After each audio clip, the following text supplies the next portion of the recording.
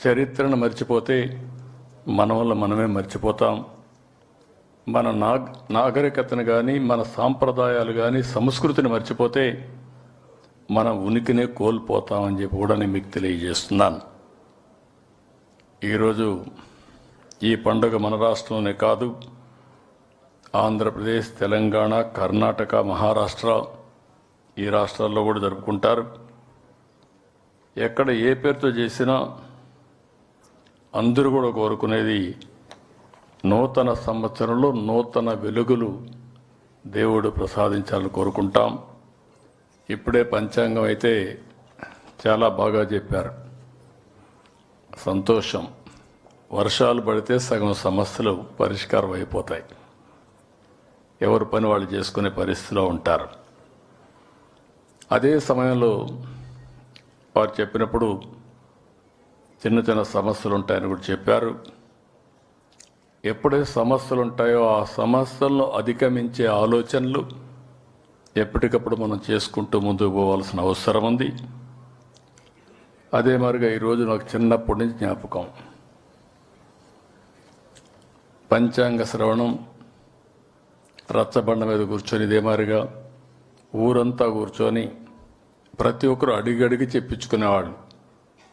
అదొక విశ్వాసం, ఒక నమ్మకం, ఒక దిక్చూచి. ఎందుకంటే ఈ సంవత్సరం వారు చెప్పిన దాంట్లో మీరు ఒకసారి ఆలోచిస్తే వివిధ రాసులకు సంబంధించిన బలాబలాలు చెప్పారు. అది విన్నప్పుడు మనం మెంటల్గా కూడా ప్రిపేర్ అయ్యి జాగ్రత్తగా ఉంటాం. అదేవిధంగా కొంతమంది చాలా బాగుందని కూడా చెప్పారు. బాగుందనే వాళ్ళు ఇంకా ఉత్సాహంతో ముందుకు పోయే పరిస్థితి వస్తుంది. ఇది ఒక మంచి సాంప్రదాయం అని చెప్పి కూడా నేను మీకు తెలియజేస్తున్నా. రైతుల గురించి ఇప్పుడు మీరు చూశారు పంచాంగాలు. టీటీడీ పంచాంగం వచ్చింది, పక్కనే రైతు పంచాంగం వచ్చింది, పక్కనే హార్టికల్చర్ పంచాంగం వచ్చింది.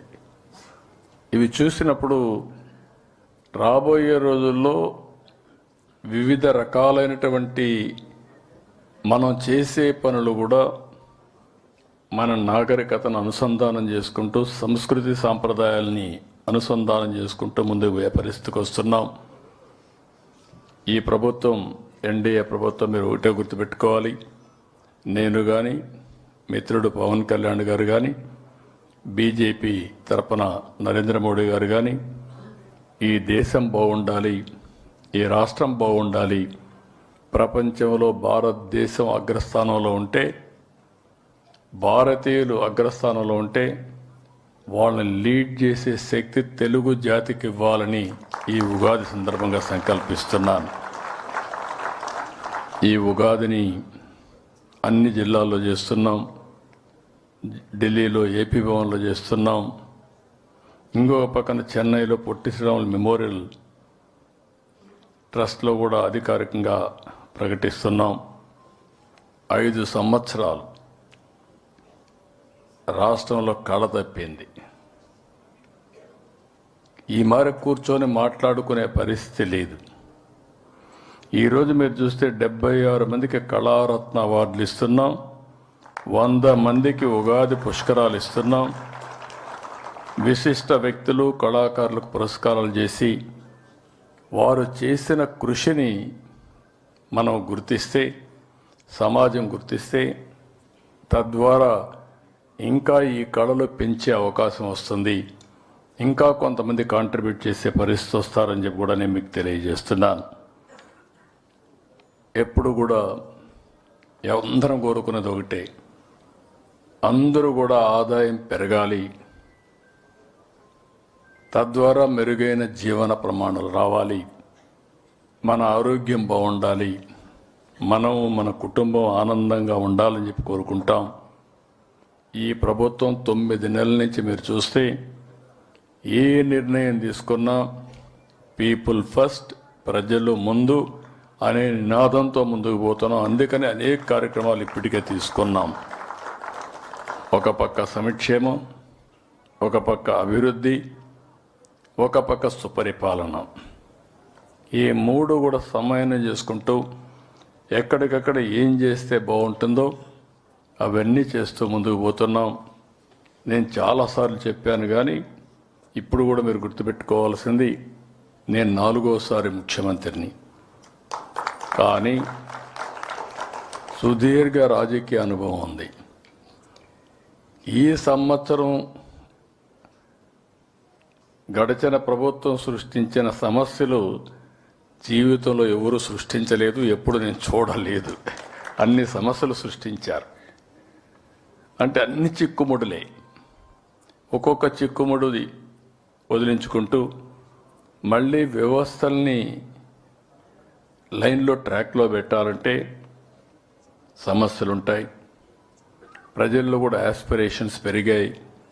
ఆ యాస్పిరేషన్ తగినట్టు ముందుకు పోవడం కోసం ప్రయత్నం చేస్తున్నాం. భగవంతుడు కూడా ఆ శక్తిని రాష్ట్ర ప్రజలకు ఇవ్వాలని, తద్వారా మనమందరం ముందుకు పోయే ఇది రావాలని చెప్పి కోరుకుంటున్నాను.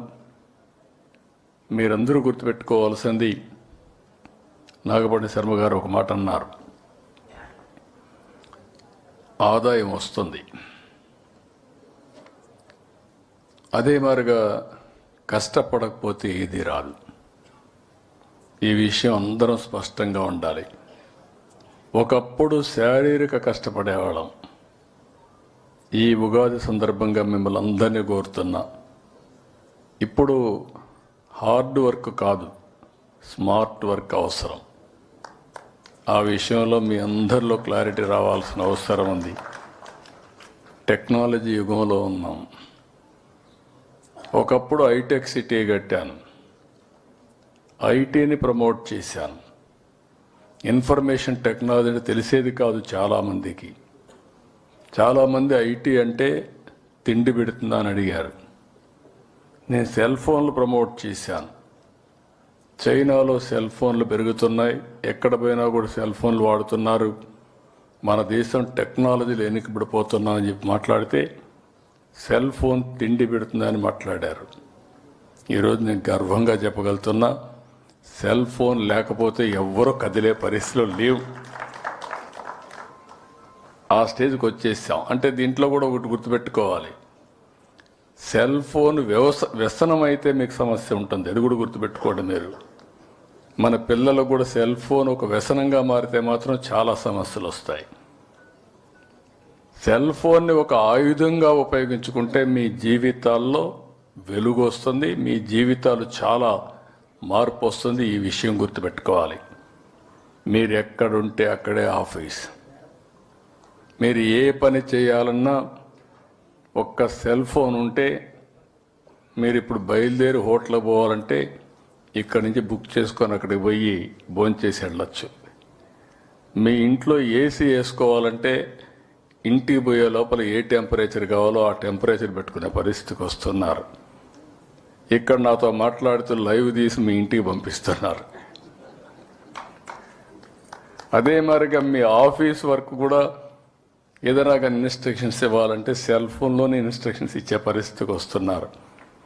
అంటే వర్చువల్ ఫిజికల్ వర్క్ చేసే పరిస్థితికి వచ్చేసాం. అందుకే మీరు చూస్తే వాట్సాప్ గవర్నెన్స్ తీసుకొచ్చాం. మీరు ఏ ఆఫీసుకు పోయే పని లేదు. ఒకప్పుడు ఎన్టీ రామారావు గారు ముఖ్యమంత్రిగా ఉన్నప్పుడు అధికార వికేంద్రీకరణ కోసం మండలాలు తీసుకొచ్చాం. నేను ముఖ్యమంత్రి అయిన తర్వాత మళ్ళీ గ్రామాలకు పోవాలనే ఉద్దేశంతోనే ప్రజల వద్దకు పాలన ప్రవేశపెట్టాం. ఇప్పుడు మీ చేతుల్లోనే పాలన ఉంది. మీ సెల్ ఫోన్లోనే మీకు ఏం కావాలన్నా జరిగే పరిస్థితి వస్తుంది. ఏ సర్టిఫికెట్ మీ ఇంటి పక్కన ఎంఆర్ఓ ఆఫీస్ ఉంటే ఎంఆర్ఓ ఆఫీస్కి పోవక్కర్లేదు. సెల్ ఫోన్లో అడిగితే వాట్సాప్ గవర్నెన్స్లో ఏ సేవలైనా అందించే బాధ్యత మాది అని చెప్పి నేను మీకు తెలియజేస్తున్నా. రెండోది, మీరు వచ్చి నాకు చెప్పుకోవాలి. ఒకప్పుడు మీ ఒపీనియన్ తెలియాలన్న కష్టంగా ఉండేది. ఇప్పుడు సెల్ ఫోన్ ద్వారానే ప్రజల అభిప్రాయాలు తెలుసుకోవడం, తద్వారా కార్యక్రమాలకు శ్రీకారం చుట్టే పరిస్థితి వచ్చామని చెప్పి కూడా నేను మీకు తెలియజేస్తున్నా. ఈ సంవత్సరం కూడా మనం బడ్జెట్లో ఇన్ని కష్టాలున్నా 3,22,000 కోట్ల రూపాయల బడ్జెట్ పెట్టాం. ఇంత మునిపే వారు చెప్పినట్టు రాజపూజ్యం అవమానం గురించి చెప్పాల్సి చూస్తే గడిచిన 5 సంవత్సరాల్లో ఈ రాష్ట్రంలో అందరికి అవమానాలే. రాబోయే రోజుల్లో ఎవ్వరికి అవమానాలు ఉండవు. నాగపణి శర్మ గారు కూడా ఈ రాష్ట్రం వైపు వచ్చినట్టు నాకు జ్ఞాపకం లేదు. ఎవరికి అక్కడ ప్రవేశం కూడా లేదు.